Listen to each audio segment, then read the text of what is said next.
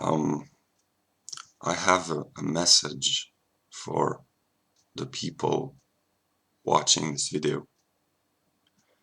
Um, if you want to understand how to appreciate the value of Hegel's philosophy, you have to presuppose that there is only one spirit, and that spirit manifests itself in everything in everything human, because every human contains within him or her a seed of a divine spark. We find this in the mystical traditions, or simply a seed of absolute spirit. So what you should do if you want an intensification of living and of the life experience is to mediate everything spiritual in a broad sense, everything produced by man's thoughts. You have to mediate spiritual things by Hegel's philosophy and interpose between the ordinary acts and thoughts of human consciousness by grasping Hegel's philosophy. And Hegel said that a truly religious person should not pray but should read the news, because the news is the unfolding of the world spirit, so to speak.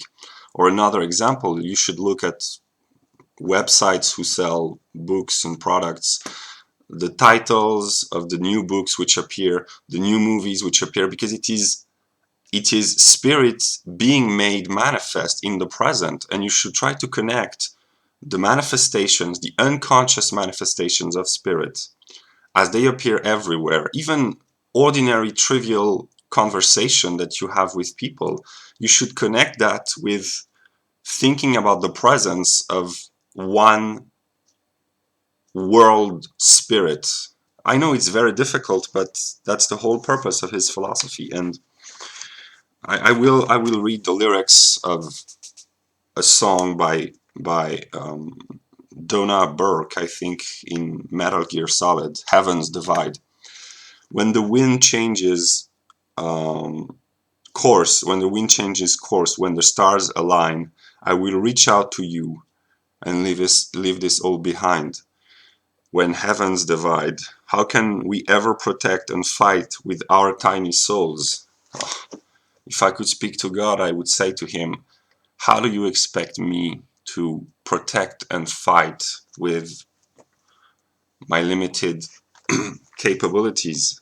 Um, it's quite difficult to be thrown into the world, and strictly speaking, from an absolute standpoint, it was probably my decision, but not probably, it was my decision, but the consequences are so heavy to carry that, well, the Hegel says that um, in order to have the strength to carry the burden of existence, you have to possess absolute knowing. Otherwise, existence will crush you. So, yeah.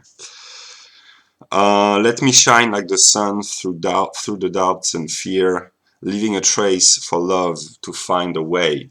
So,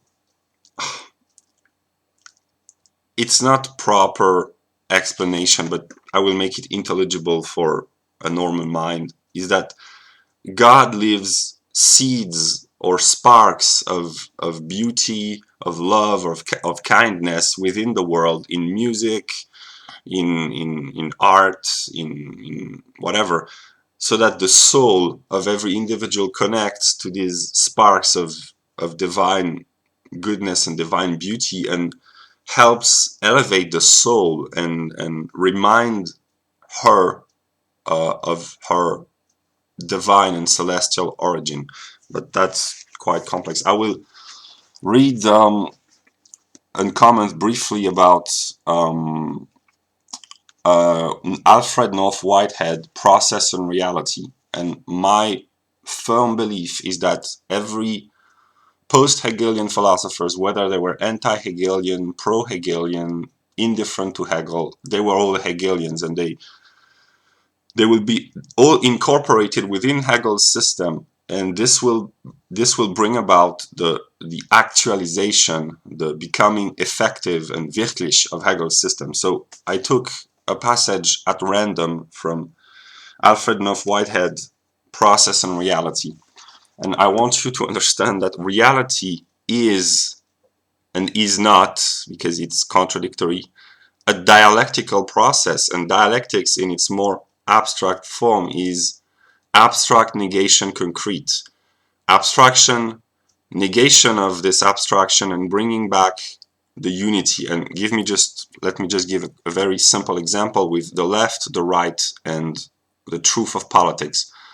The left says, oh, we are all brothers, universality, equality, all that. It's pure abstraction, because they promote an abstraction by negating the particular uh, instances of their own ethnic group. For instance, the white liberals say, oh, we are all brothers, but when they say that, they don't explicitly say it, but they mean that uh, white um, uh, white um, uh, white people should suppress themselves. That's the logical conclusion of their promotion of universality, open borders, and so on. So the leftist love that they proclaim is true in the absolute. It's more true than the right, but it's abstract, so it's not really complete. And the right is the negation of this abstract universality, because the right says we are particulars, we are within ourselves, we reject other particulars, we are conservative against liberals, or we are whites against non-whites, and so on. So they retreat within themselves, and this movement is the movement of negation, and this is what Hegel calls evil. But at the same time, as I've shown in some other of my videos, the logical conclusion of the right wing drawing into oneself leads to cosmotheism, and cosmotheism leads back to love of the whole. So when you enter the circle and you retreat within yourself, you are drawn back towards the universality, and that's a dialectical trick. And the truth of left and right is the difference at the beginning of the preface of the Phenomenology of Spirit between immediate knowing of the absolute and um, scientific knowledge in the sense of empirical science by means of der Verstand, so that in truth the left is more right than the right, but it lacks understanding, it lacks the intelligence of the negative, so to speak. So the truth is beyond left and right, and it is a spiritual entity which contains both. That's an example in the realm of politics of dialectics. And so yeah, I will read Whitehead. He says that the chief danger to philosophy is narrowness in the selection of evidence. That's what Hegel calls evil, is that which rejects the universal. This narrowness arises from the idiosyncrasies and timidities of particular authors, particular social groups, of particular schools of thought, and so on and so forth. An idiosyncrasy, an idiot, literally, and I am an idiot, is the one who is trapped in his own singularity or his own particularity and cannot elevate himself to universality. And this moment of idiocy is a moment in the life of the absolute, because we are all, to a certain extent, except the highest spiritual teachers, we are all trapped within our own particularities.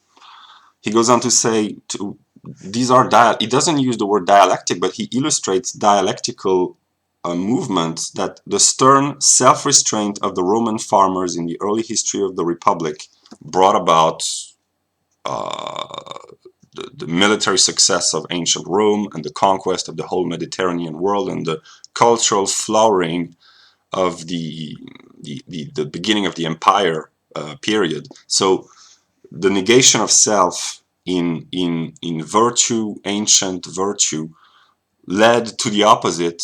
The early Romans conquered themselves, which made them conquer others, which made them lose themselves, and this brought about moral decay and decadence, but also cultural flowering. So that's a dialectical process. There is greatness in the lives of those who build up religious systems, but there's also greatness in the rebels who destroy such systems. So he had a dialectical view of things. Philosophy may not neglect the multifariousness of the world. That's what I said at the beginning of the video. In order to appreciate Hegel's philosophy, you have to consider that the entire world is the manifestation of the one true spirit, and you have to learn how to see and understand spirit in all of its manifestations. And Christ is nailed on the cross. Yeah. Ideals fashion themselves round in these two notions, permanence and flux. In the inescapable flux, there is something that abides, and he said, abide with me. In the overwhelming permanence, there is an element that escapes into flux. Permanence can be snatched only out of flux, and the passing moment can find its adequate intensity only by its submission to permanence. Those who would disjoin the two elements can find no interpretation of patent facts. I understand an idea many years ago, then I forgot, and then I'm starting to remember it, is that the image of eternity is a waterfall, because in a waterfall you have the permanence of the eternal cycle of water flowing, and gravity, and the structure, the form of the fall, but at the same time, so the idea of the waterfall is eternal, but the water flowing is constantly changing, and this is what Heraclitus, the Greek pre-Socratic philosopher, said when he meant that all things are in flux, and the only eternal, stable, permanent thing in the flux and movement of all things is movement itself. And in the absolute, I said in another video that we are all a dialectical process, and dialectics is the permanence of change and the change of permanence, and everything flows except the dialectical flow itself. And Whitehead was a dialectical philosopher. I have not read the book, but I know that I don't even need to, because I understood broadly that he was a Hegelian without fully being conscious of being a Hegelian. So yeah, that's what I had to say.